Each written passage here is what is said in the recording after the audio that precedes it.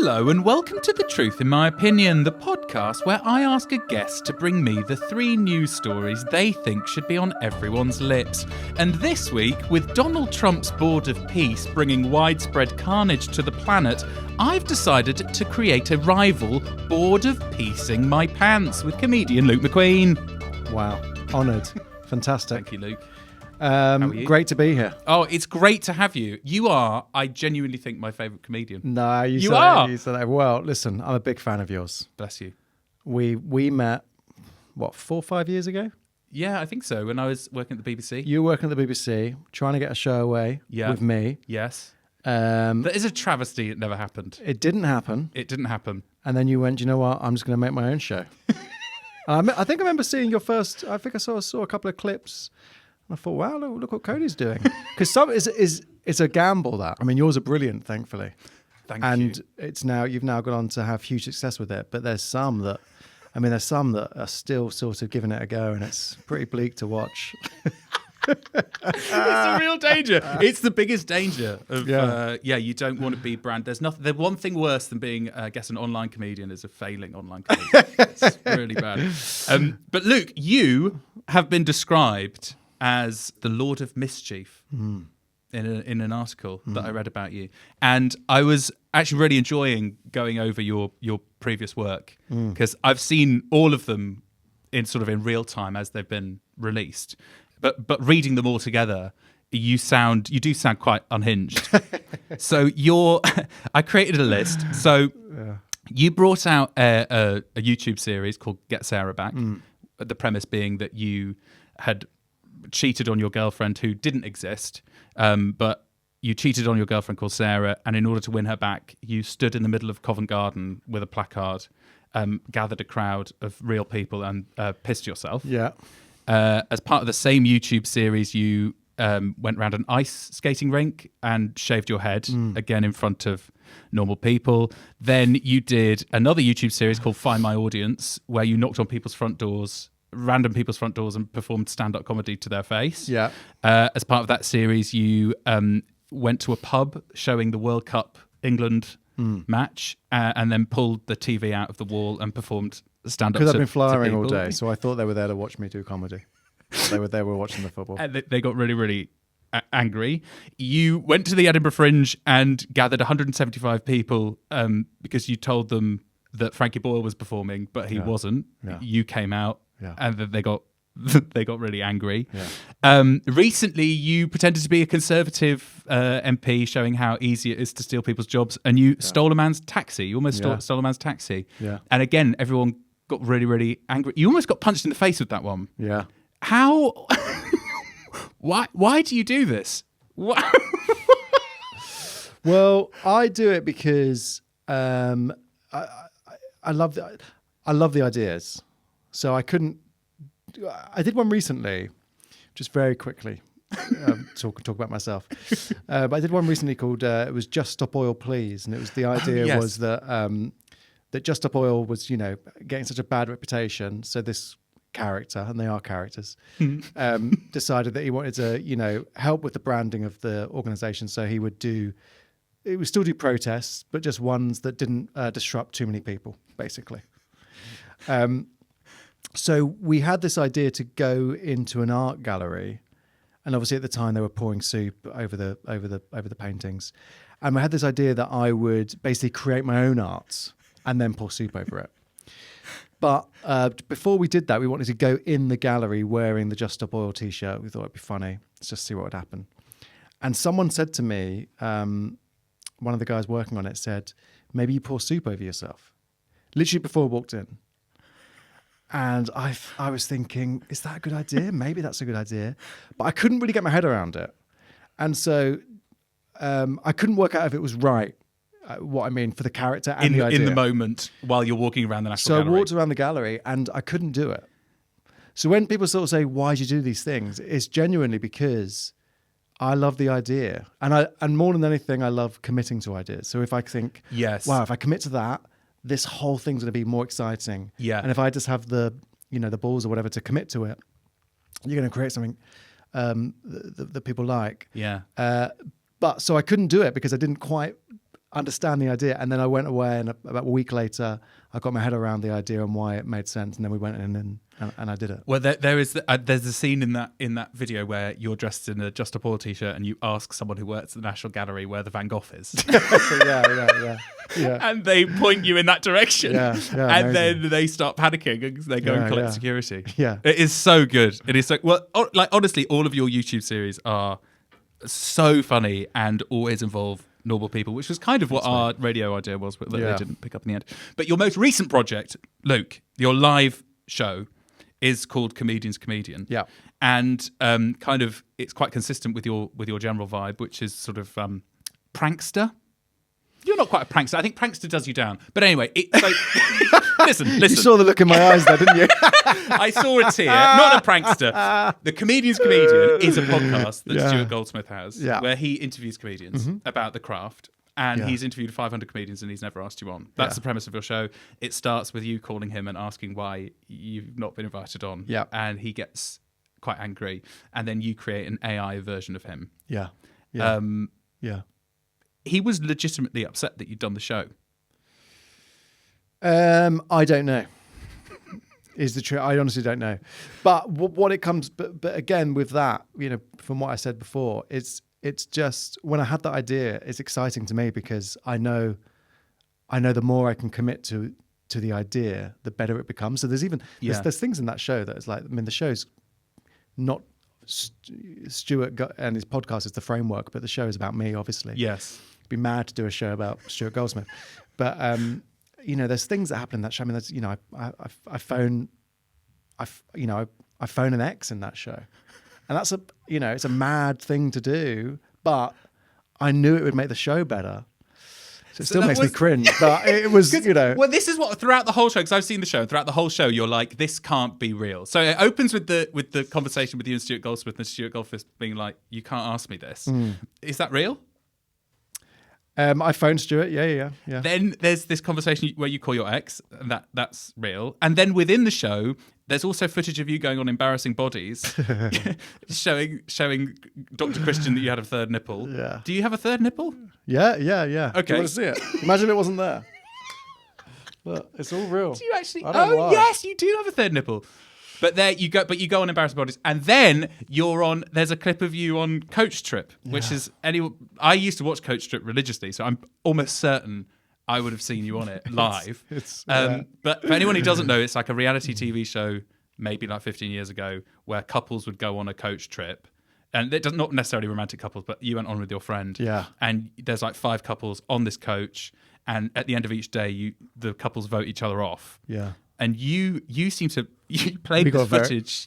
We got voted off right straight away. We couldn't have got voted off any quicker. You made everyone on this coach so angry. I know. Well, like genuinely, when I watched it back, it is unwatchable. Like I am awful on it. There's no getting away from it. You are awful. I'm awful. I'm so unlikable. I'm so unfunny. I'm so stupid. It's so amazing. It's awful. But seeing what you then go on to do, you're like, this is entirely consistent with, of course, Luke had planned this. He had planned to go on coach trip so that he could talk about it in this show 20 years later. Yeah, everything I've done since has been trying to sort of protect that. just to make it seem like it was on purpose. Polish your image. Oh my goodness. Yeah, you were atrocious on the show, but yeah, it's brilliant. It's honestly. Well, I'm glad I could such use a great show. Both those things actually, because it's always been something that I thought about. When you sort of think, oh well, if I happen to get really famous, and they did that thing where they bring up an old clip on a TV show, and normally it's quite funny. You're like, oh god, look at me there, a bit embarrassing. With those clips, it's like it's not even funny. It's just a horrible little boy being awful. And I do honestly, I used to. Awful. Oh my god, it gave me nightmares thinking about that. Damn. So it's good to sort of own it, I suppose. Well, okay, I now see why you included it. Are you touring your show? Is it anywhere I'm people can see? I'm doing it in Australia, so they can't really unless. Well, if there might be some Australian listeners. I think so, a couple. So if you are in Australia, yeah, quite literally a couple. Yeah, if you are Australian, you can. When does this go out? I'll probably be. This will go out on Monday. Yeah, great. Will you I be go in to Australia. I go to Australia. So if this is Monday, I'll be going to Australia on Sunday. Fantastic. Well, comedian's comedian, Luke McQueen, go see the show. Luke, before we get into your headlines, I ask every single guest the same question, which is, are you a newsy person? Yeah, I mean, I say so. I'm not like watching it religiously. I mean, your clips, I have to say, are a game changer. Thank you. Because you do sort of, there's so much going on at the minute. And normally I'll listen to like The Rest is Politics and news agents. Okay. But, you know, I'm sort of putting them before bed. I'm probably not getting to the end, you know, I'm putting a sleep timer on. But with yours, it's like, well, yeah, 3 minutes. You know, I'm not a thicky dum-dum anymore. Bless you. I think that's, I want to know what percentage of my sort of quote success is just people being like, well, it's shorter than the news agents. It's substantially shorter than The Rest is Politics, so we'll give this guy a go. Yeah. Well, you don't need it. You know, that is, you know, basically that's what the news agents is. It's your 3 minute clip, but just sort of 100 times. Yeah. That's the. I'm waiting. I've already mastered the art form. I won't even have to make the video. The information will just be out there. Okay, Luke. This is your news hour. I'm going to hand over the reins of news to you now.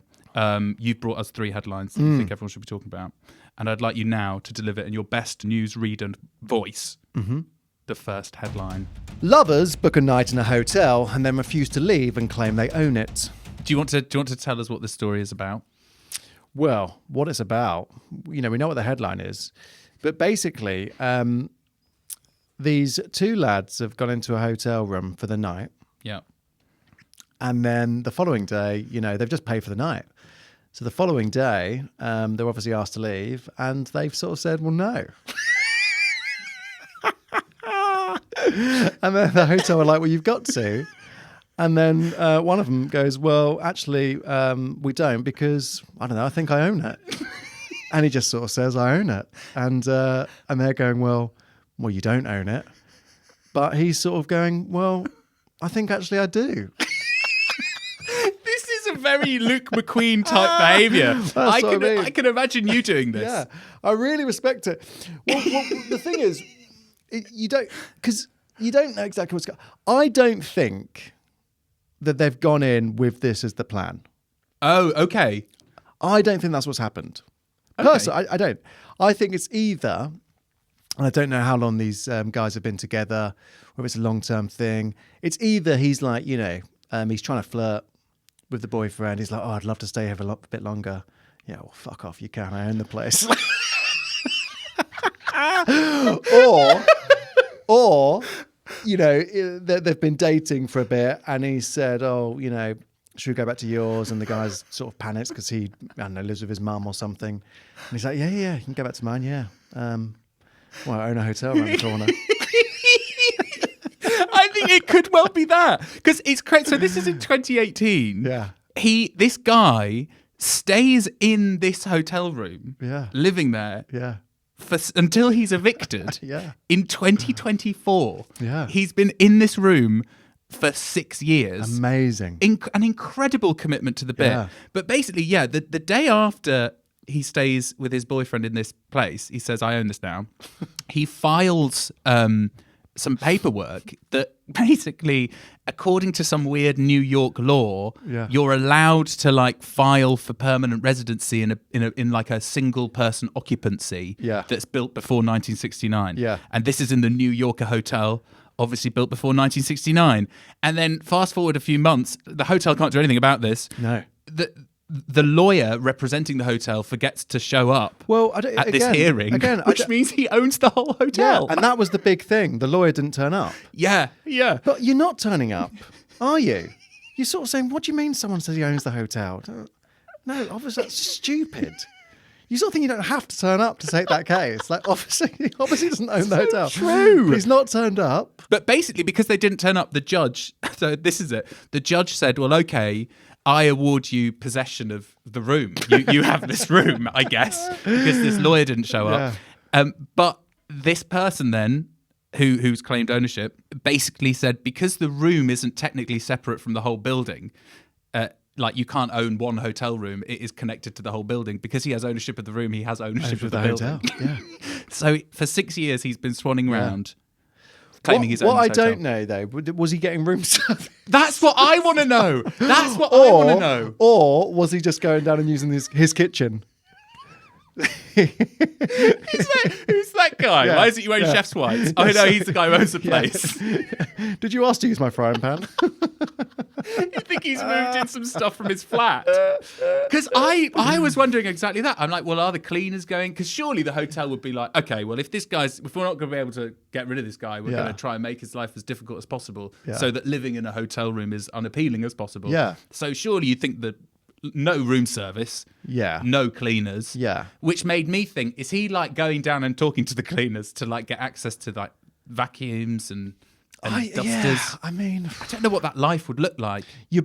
I think if you're in there, you're basically recruiting some people. You need some inside people. So you kind of highlight, one of the chefs that's a little bit like, annoyed with the hotel manager. Oh, I see. You're playing up to the divisions that exist within the workforce. Because I assume he's not just stuck in the hotel. He's walking in and out. He's living his life. So what I also realised is this guy also, unsatisfied with his success of being awarded the whole hotel, started handing out eviction notices to other people staying at the hotel. Funny. That is so. He's committed. I mean, I should say, he when he was sort of stood trial, he did pass the test of being insane. I know. I hated reading that bit, but kind of insane. The thing is, when you look at this guy's character and everything that's happened. Sorry, you said I hated that. I know, because I was like, oh, that's a shame. It's a shame that you thought he was just. It's a shame that he's mad. You just wished he was completely compos mentis, and this is how he chose to live his life. I love it as a move, but there is a part of me that sort of thinks, well, he's done all this stuff, and he's sort of think, well, what I'll do is I'll try and get away with this as long as possible. And then when it looks like I'm going to prison, I'll just go, oh, yeah, by the way, I'm mad. That might be what's happened. That might be what's happened, to be fair. You can't lock me up because actually I'm mad. I don't know whether you know, I'm mad. But there's a... did you read about who owns the hotel? I don't know if I did, no. So the people who own the hotel, I couldn't believe it when I heard this. They're from abroad, aren't they? They're a South Korean cult. So a South Korean cult owned the hotel. Wow. This guy, he's part of... honestly, wait till you see these sort of branches. So it's it's called the Holy Spirit Association for the Unification of World Christianity. They own the New Yorker Hotel. And that organization is a cult founded by a South Korean guy called he's dead now. He died in 2012. But he's called Reverend Sun Myung Moon. Apologies if that's the wrong pronunciation. That he claimed to be the Messiah. And that's perfect. Isn't this completely perfect? This is completely perfect. This is the perfect news story. You're not going to guess where it's going next. Do you remember when the... By the way, I'm the Messiah. Go on. By the way, if you didn't think I was mad already, I'm actually the Messiah. Remember the Japanese Prime Minister Shinzo Abe? The guy who got assassinated? No. So he got assassinated a few years ago by someone whose parents had donated to this church who owned the New Yorker Hotel and who went bust. So essentially, the people who own this New Yorker Hotel where this guy has claimed to own, has murdered the Japanese Prime Minister because of the cult who own the hotel. That is what a crazy story! Mad. What a crazy story! I love it. I know, it's brilliant. It's a brilliant story, and it sort of shows you. When people sort of say, "Oh, the people that run the world are sort of sociopaths," or there is that theory that they're sort of just mad people, and you sort of look at this and you're like, "Yeah, look how far they're getting just by being mad." All of the mad people in this story end up owning a hotel, which I think, according to the rules of Monopoly, that's the best thing you can get. So, don't you ever there's moments in my life where I'm just like, oh, this is boring, man, and you can mix it up just by sort of saying you own a hotel. I think this is a Luke McQueen move. I can see why he brought the story. I wouldn't put it past me at some point. I think you could you would absolutely walk into I'd be hearing on the grapevine, be like, no, Luke's set up shop in a Premier Inn. He claims he owns the Premier Inn in Chipping Norton. Yeah, of course he does. He's working on a show. Yeah. Thank you so much for that first headline, Luke. Brilliant headline. I'd like you now to move on to your second headline. Et tutu. Timothée. Backlash mounts over Chalamet snipes at opera and ballet. Okay. Tell me what this story is, Luke. So, in an interview with Matthew McConaughey, Yeah. Chalamet basically said that, they should sort of stop putting money into opera and ballet because it's sort of a dead art form, basically, and no one really cares about it. Yeah. He says, I don't want to be working in ballet or opera. Yeah. Things where it's like, hey, keep this thing alive even though no one cares about this anymore. Yeah. Pretty brutal comments. Yeah, and the thing is, he's in a podcast and he's just saying stuff, and then he says that, and there's a massive backlash. And honestly, I can see how it happens. I can see how it happens. I sympathise with the guy.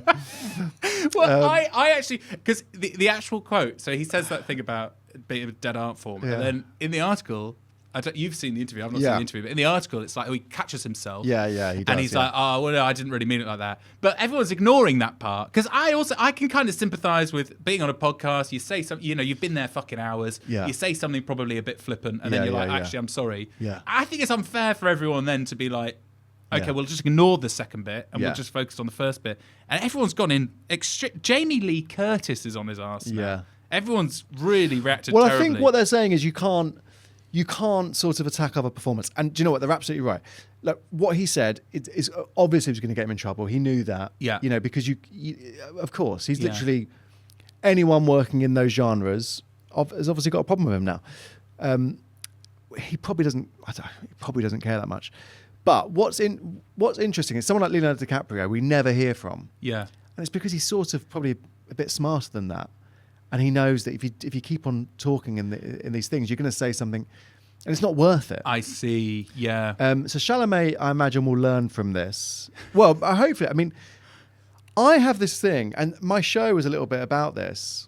And like social media, obviously you have to be on it. Even like this conversation, 5 years ago, I'm not on this podcast with you.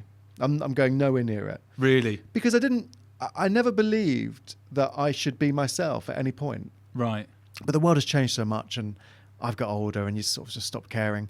But the reason I used to believe that is because I think, well, there's a lot of power in mystery when it comes to creative people, and like particularly actors. Yeah.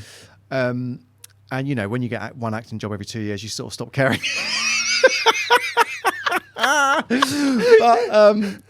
But I do think that Leonardo DiCaprio, he's a brilliant actor, but one of the reasons his performances are so powerful is you don't really know who he is. It's true, beyond him sort of just dating 21-year-olds. Exactly, yeah. So Chalamet, he probably does need to talk a lot less. That's interesting. I'd never thought about that, actually. So I think you might be right. The more of Chalamet we learn, the less magical his performance becomes, because he was tipped to win Marty Supreme, and now everyone's saying that the voting, this thing came out before the voting closed, and now he might have fucked it for himself. Well, I think he probably has, because I think from what I understand, a lot of those things with the awards, it's a lot of PR. Yeah. Once you get nominated, it's a massive PR campaign, and they pay a lot of money on these PR campaigns. So. Yeah, I think he might have messed up there. Yeah, but it's also it's kind of weird because his mum is a ballet dancer, his grandma's a ballet dancer. Yeah. And apparently his sister does ballet. Yeah. And he spent a lot of time in the ballet. Yeah. So it's in a way that sort of I can kind of understand why he feels qualified to say it's dead and shit, because he's more exposed to it than most people. Well, I don't know anything about ballet. I'd hate to say that in case it's inaccurate. I'm not saying it's accurate, but if I spent loads of time in ballet, I'll be like, oh yeah, I know ballet. I can say it's shit. Yeah. But the world of social media is not open to that kind of nuance, Luke. Well, it's not. And what I would say, I don't think this is what's happened, but when he was promoting his film, Mighty Supreme, which is a brilliant film, he did that. I don't know, it's his idea or the director's idea, where there was that viral clip of the Zoom interview that went out where do you see it? No. Oh, it's amazing. So it's a Zoom interview where he's talking about how they can market the show and how they can get attention for the show. But he's purposely playing a really cringy version of himself on that Zoom. Oh, right. So it goes viral. It's really smart. And I thought it was brilliant. It's really clever.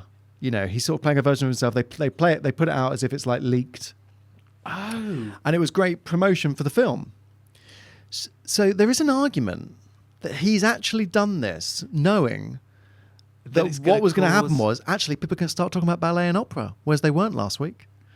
So maybe Chalamet's doing this for his mother. It's an interesting angle. Yeah. Well, I wasn't aware of that. It's good. Yeah, it's Timothée really good. Chalamet purposefully was really cringy. Yeah. He did this thing was like, I can't remember exactly what it was, but it was something like, guys, we've got to go big for this. People got to know about this film. We have to dress in orange. Slap. And he kept on making these statements and then going, slap.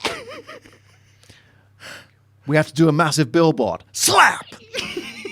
But it was all but it was a PR thing. So, and I sort of watched this and I was like, wow, that's so embarrassing. It's so embarrassing. And then you sort of go, oh no, it's really smart. Well, this kind of makes me feel, it unsettles me because I'm like, well, nothing is real. Because like you said, now, after that, I'm like, well, obviously this is just this is a ploy. That's the most powerful position to be in, though. If you can do that, and that's partly why I would, a few years ago wouldn't have been myself on things as much as that. And even with the show, my comedian show, there's things in that are real. There are things in that are made up. Yeah. But because you combine it, it's protection because people don't know which bits are real and which bits aren't. So you're being personal, but actually, most of the time, people don't actually know. I think that's really interesting. Yeah, because in a way, I think so. What you're saying is Timothée Chalamet will probably weather this because he could turn around and be like, "I was only joking," and everyone will be like, "Oh yeah, like last time." I was only joking, and also, I own a hotel. Also, I'm the Messiah. Yeah.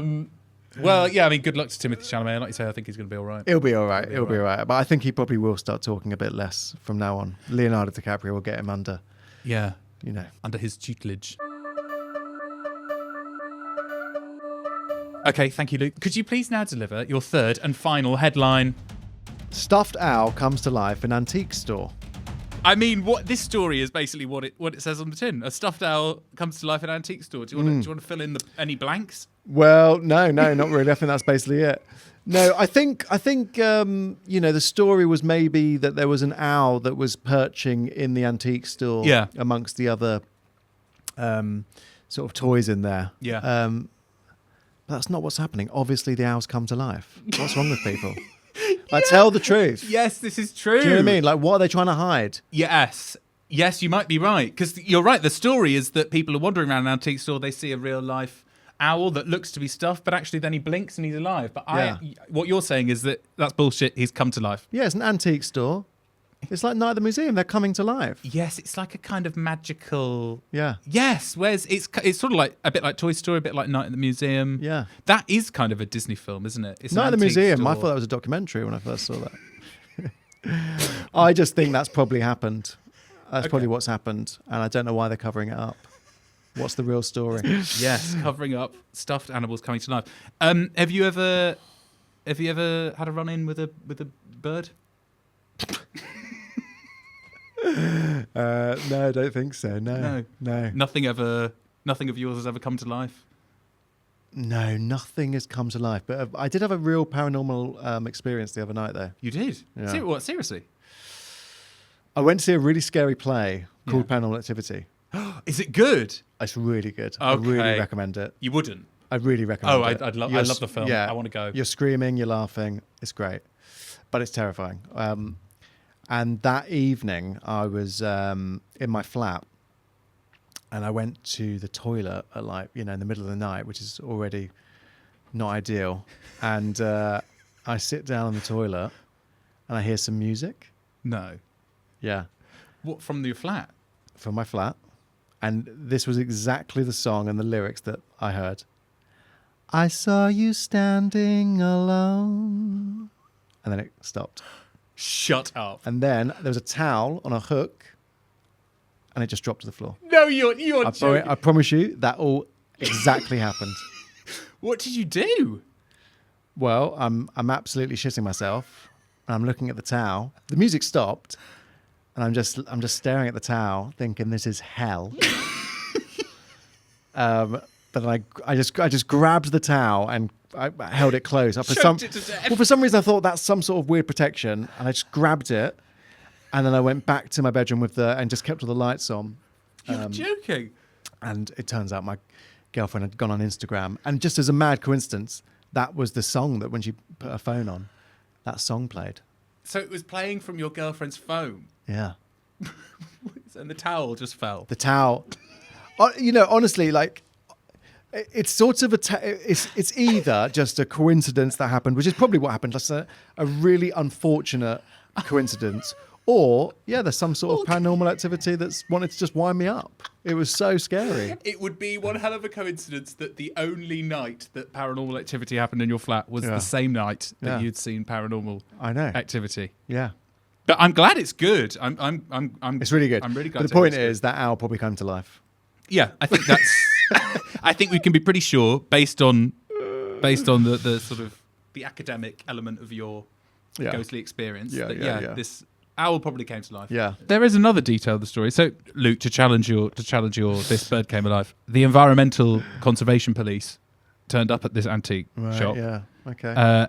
They discovered that this was a real owl, and it said that they gently cradled the sleeping owl to remove it from the store, and then released it into a wooded area where it flew into a nearby tree.